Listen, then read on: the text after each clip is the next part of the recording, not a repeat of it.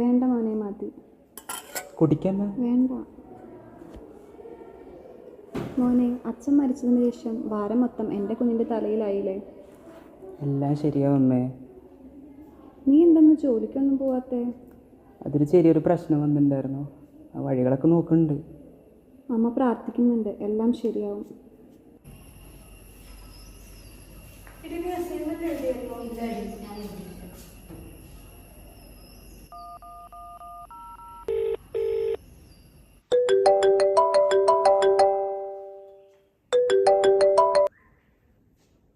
Hello hello ഏട്ടാ, എന്തൊക്കെയുണ്ട് ഏട്ടാ വിശേഷം? സുഖമല്ലേ? അമ്മയ്ക്ക് 2 ദിവസമായിട്ട് വിളിച്ച് കിട്ടിയിട്ടില്ലല്ലോ. അമ്മ എവിടെയാ? പിന്നെന്താ? പിന്നെ ഏട്ടാ, ഫീസ് അടയ്ക്കേണ്ട സമയമായി തുടങ്ങിയിട്ടുണ്ട്. അവർ ലാസ്റ്റ് ഡേറ്റ് പറഞ്ഞിട്ടുണ്ട്. വേഗം അടച്ചിട്ടില്ലെങ്കിൽ കോളേജിൽ നിന്ന് പുറത്ത് കൊണ്ടുപോകുമെന്നൊക്കെ പറഞ്ഞു. ഞാനിപ്പോൾ എന്ത് ചെയ്യണ്ടേ? ആ മോളെ, ഞാൻ ശരിയാക്കാം.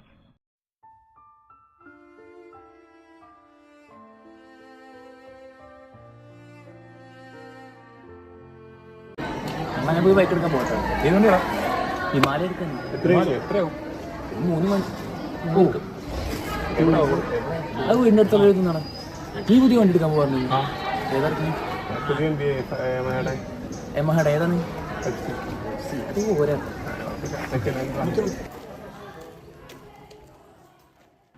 എന്താണ് നീ ഒറ്റയ്ക്ക് ഇരിക്കുന്നത്? ആകെ പ്രശ്നങ്ങളാടാ. അനിയത്തിക്കാണെങ്കിൽ ഫീസ് അടച്ചില്ലെങ്കിൽ അവളെ പുറത്താക്കും എന്നൊക്കെയാണ് പറയുന്നത്. അവൾക്കാണെങ്കിൽ ഫീസ് അടയ്ക്കാനായിട്ട് എൻ്റെ കയ്യിൽ കാശും ഇല്ല. ഞാനാണെങ്കിൽ എനിക്ക് പണിയും ഇല്ല. ഞാനിപ്പം ഇങ്ങനെ ഇരിക്കുന്നേ ഉള്ളൂ. ഒരു പണിയുണ്ട്, നീ ചെയ്യാവോ? കുറച്ച് റിസ്ക്കുള്ള പരിപാടിയാണ്. എന്താ പണി? ഞാൻ പറയാം.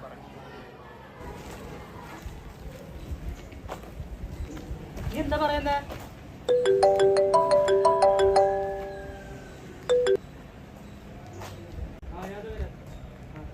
ഞാൻ പോവാണ് കേട്ടോ. അത്യാവശ്യം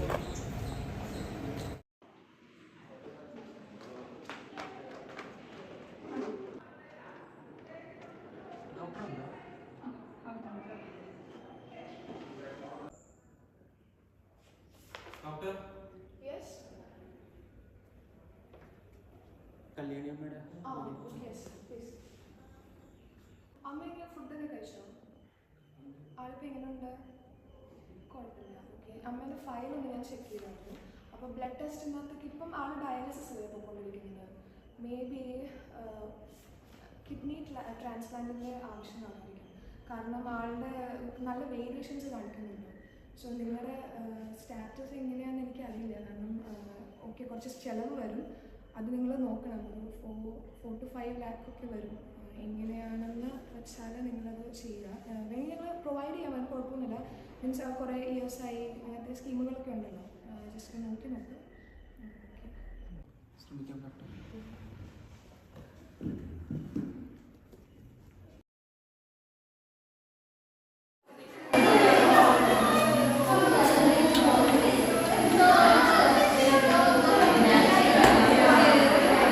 എന്താണ് പരിപാടി? ഹലോ, എന്താ വെറുതെ ഇരിക്കുന്നേ? പറക്കേ? എന്ത് പറക്കാൻ? എങ്ങനെ പറക്കുന്നേ?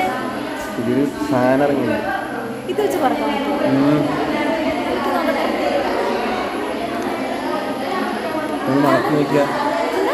മണക്കാൻ പറ്റുമോ? പ്രശ്നമുണ്ടോ? ഇല്ല, പുതിയ സാധനം പറക്കുന്നുണ്ട്.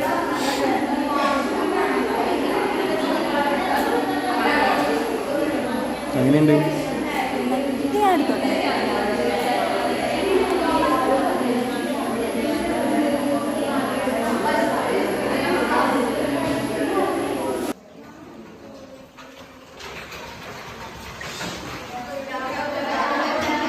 Good afternoon. Please sit down.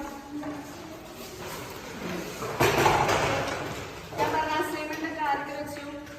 എല്ലാവരും വെച്ചോ? കുറച്ച് എൻ്റെ ടേബിളിലൊക്കെ ഉണ്ടല്ലോ. ഇവിടെ ആരാ? ലക്ഷ്മി? മീനാക്ഷി ഇവിടെ? ഒന്ന് പോയി നോക്കൂ.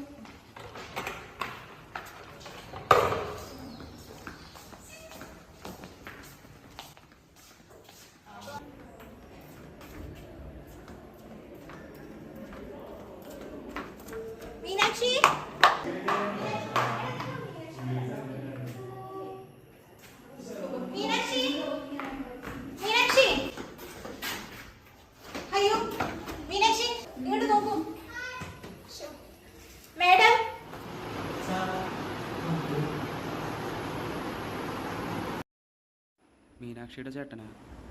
ആ ഇരിക്കും.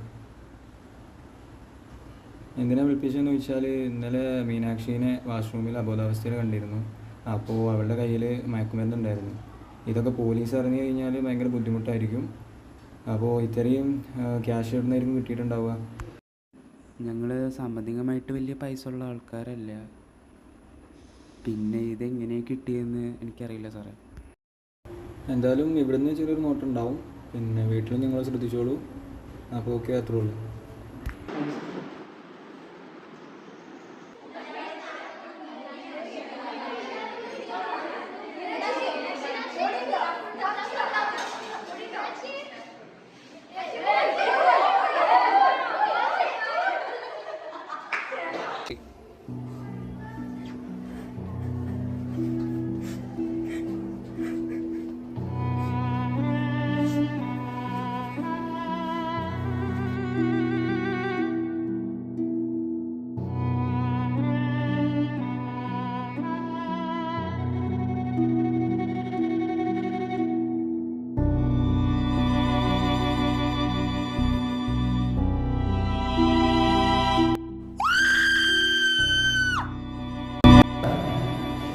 എൻ്റെ മോളെ ഈ അവസ്ഥയിലാക്കിയിട്ട് ആരാണെങ്കിലും അവരോട് ദൈവം ചോദിക്കും.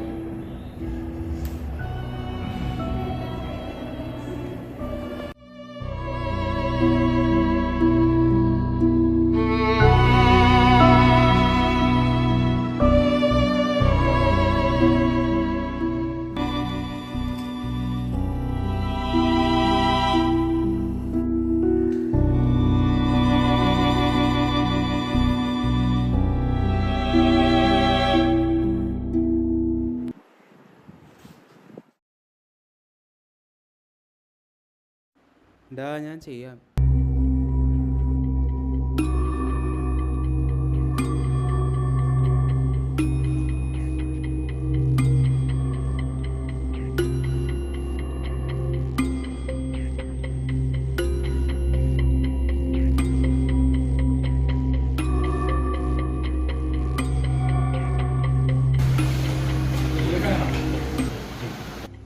ഒരു സാധനം തരുന്നുണ്ടോ?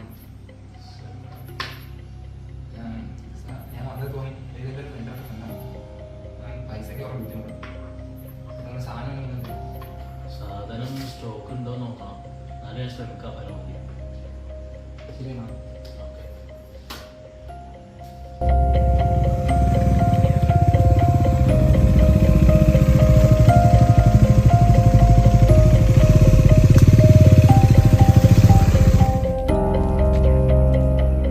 എങ്ങനെയും എനിക്ക് ആസ്വദിക്കണം മുന്തിരിച്ചാറ് പോലുള്ള ഒരു ഈ ജീവിതം എന്ന ചിന്താഗതിയിൽപ്പെട്ട് മദ്യത്തിനും മറ്റു ലഹരി വസ്തുക്കൾക്കും അടിമപ്പെട്ട് ജീവിതം ദുരന്തമാക്കി തീർക്കുന്നവരുടെ എണ്ണം നാൾക്കുനാൾ വർദ്ധിച്ചു വരികയാണ്.